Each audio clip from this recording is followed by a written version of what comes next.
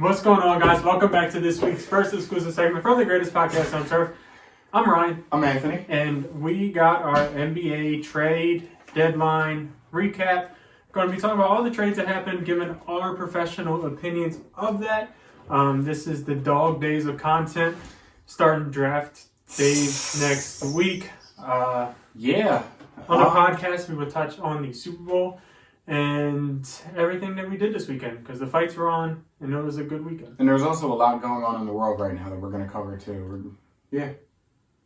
So don't forget to like the video, subscribe to the channel if you're new. As always, click the link to the merch store in the top of the description. Click the link at the bottom of the description for our sponsor, Literally Pizza Shop, my family's business. If you go into the restaurant and show proof that you're subscribed to the channel, you're eligible for a 10% discount. And if I am there or if my dad is there, we will buy your meal. So there you go, Literally Pizza Shop located in Townsend, Delaware.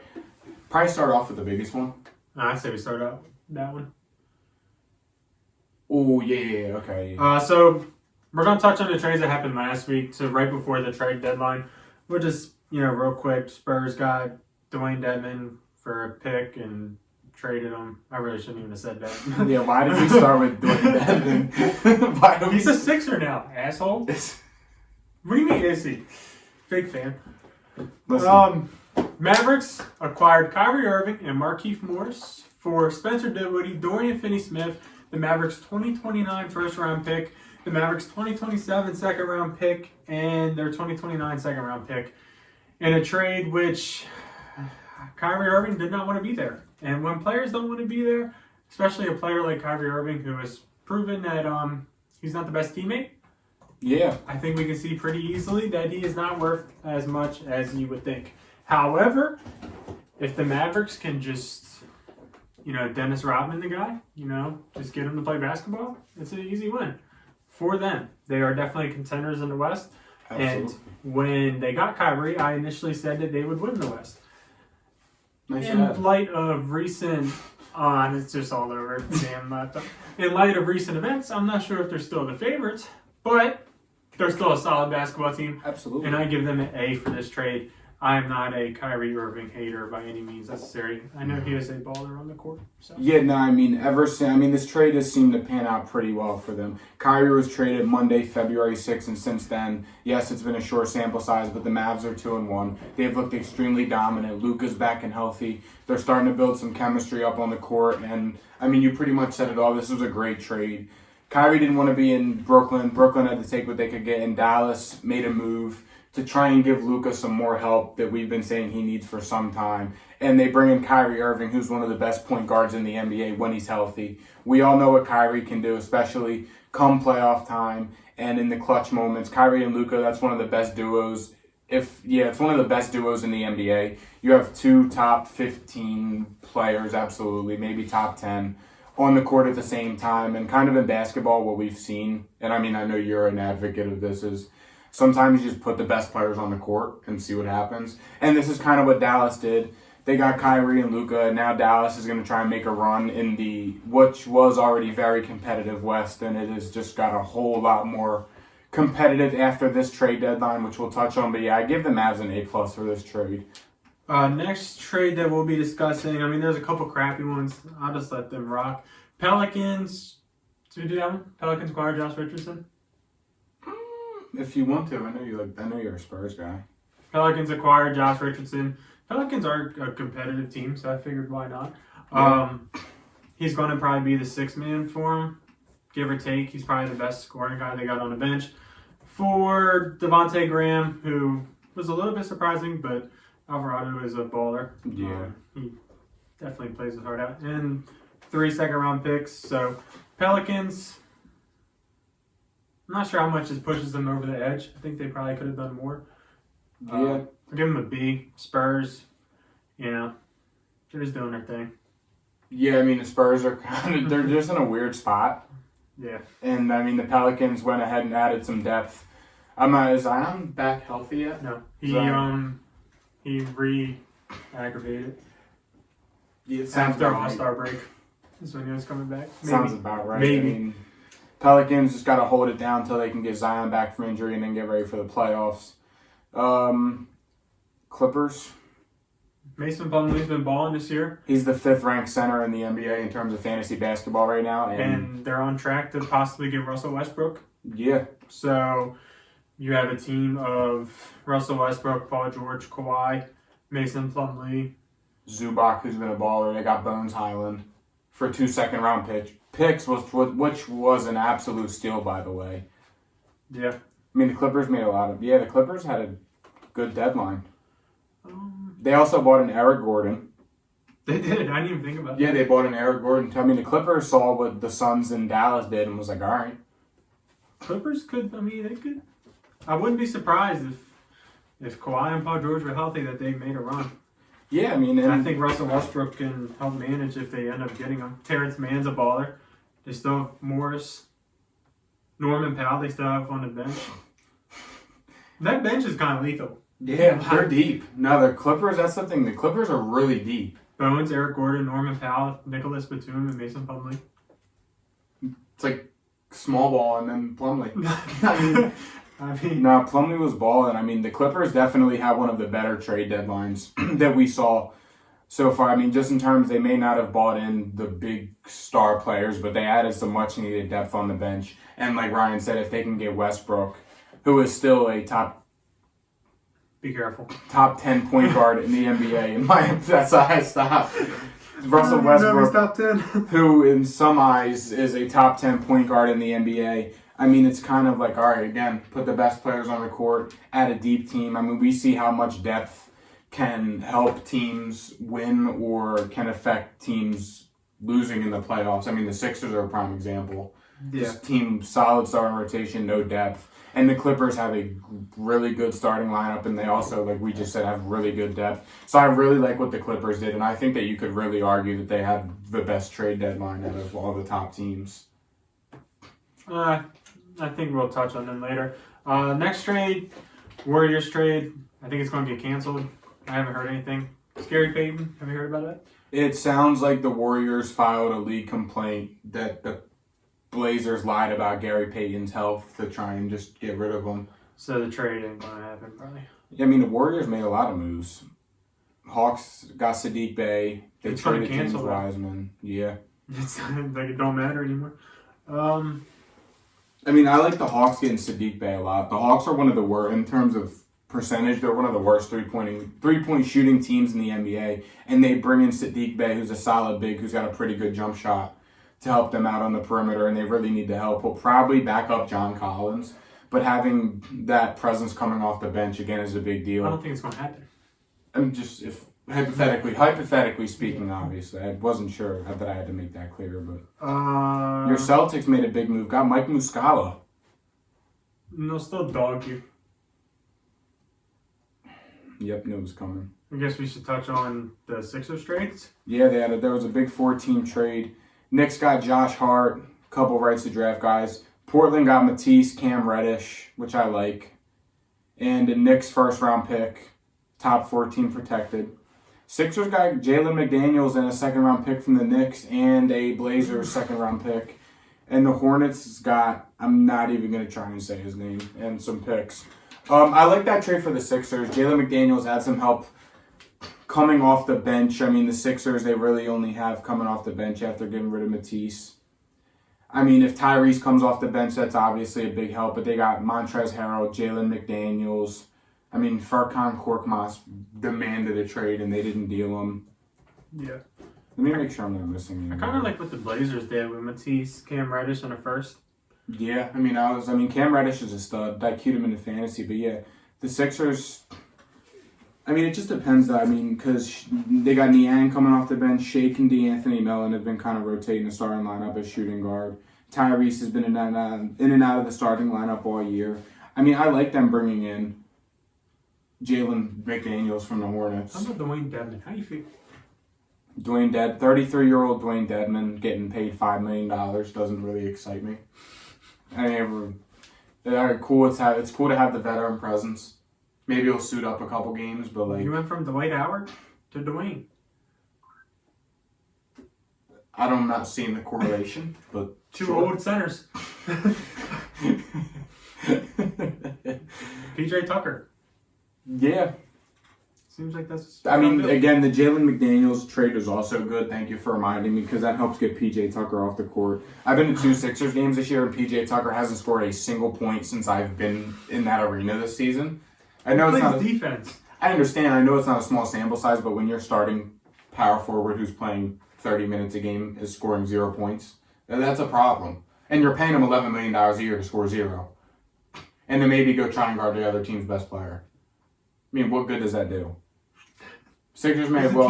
The Sixers may as well have literally just went out to the street, found a homeless person, and changed their lives with that $33 million, or changed multiple people's lives with the $33 million that they pay PJ Tucker. I mean, you could literally probably change 60 people's lives. You could probably change a lot more, but yeah, I hear you. Yeah, I mean, 60 was just a number, but yeah, I mean, PJ Tucker's terrible. I hate that guy. I'm right with Jared on that one. Clippers got Eric Gordon. We touched on that in another second. I like the pick. Eric Gordon can shoot. Grizzlies got Luke Kennard. Lakers. Luke Kennard's going to fit right in with the Grizzlies. This guy. Yeah, the Grizzlies bringing a sneaky, athletic Luke Kennard, guy with a high motor, guy that can just do a lot. He brings a lot more swag to that Grizzlies team that is much needed. Yeah. Lakers got Hose calling. Huh? The Lakers got Hose calling. I wasn't even there. No. Sorry. Lakers got Mo Bamba, Devon Reed, and 2 second-round picks. Gave up Pat Bev and Thomas Bryant. Nuggets got Thomas Bryant for Bones, essentially. Yeah. Lakers also got D. Russ, Malik Beasley, and Jarrett Vanderbilt. I think the Lakers did all right. I think they did really good. I like what they did a lot. I mean, that big 3-team trade was big. Yeah, I mean, I don't know how much I love it. D'Angelo Russell, I'm not sure he's that good. However, he is a better fit than Russell Westbrook was because Russell Westbrook is just a mini LeBron that shoots worse. Yeah. So there's no need for 2 of them. Yep. Russell can shoot somewhat. Mm-hmm. Malik Beasley can shoot. So it helps out the team a little bit in the scoring aspect. I mean, they already have Austin Reeves, who's the best basketball player since I've been watching basketball. Yeah. I mean, yeah, Austin Reeves, Kevin Huerter, Larry Bird, some of the all-time greats. I said Austin Reeves because he's an Oklahoma guy. I mean, I really like the Jarrett. I mean, you didn't really touch on it, but Jarrett Vanderbilt was a really good acquisition for them. I mean, he's a big man. He can do it all. If AD goes down, if he's on limited minutes, Jarrett Vanderbilt, he can come in there. He can do everything. He's good on defense. He can get a bucket if he needs to. He'll get the boards. He'll get you some blocks. I mean, that was really good. But I really think that we're not talking about the biggest trade. How we fleeced the Raptors? No, I'm thinking more about how the Minnesota Timberwolves are probably going to win the West. With Mike Conley? Yeah, I mean, he's the answer.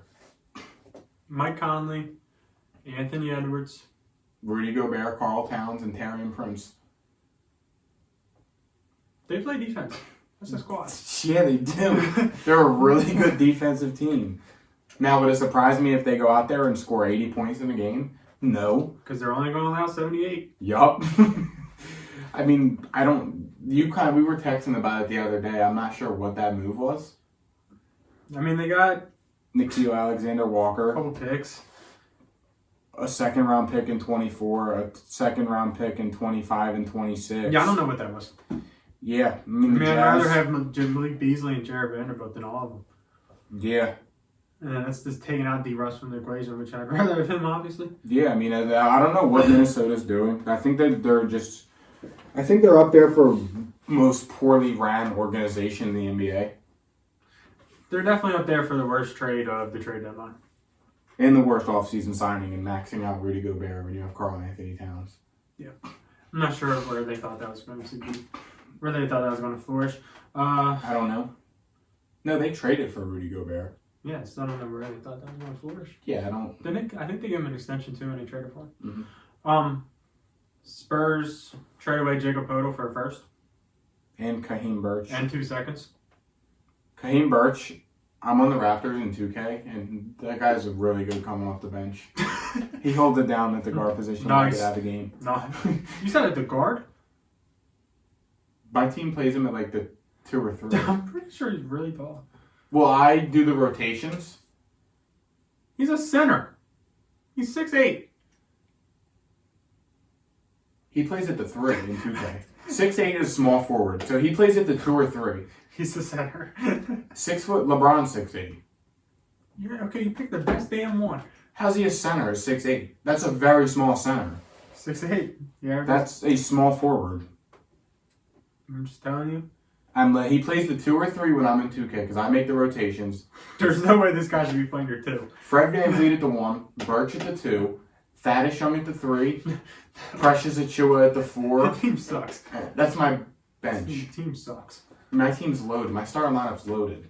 Okay. Anyways, Yeah, back to biggest trade of the day.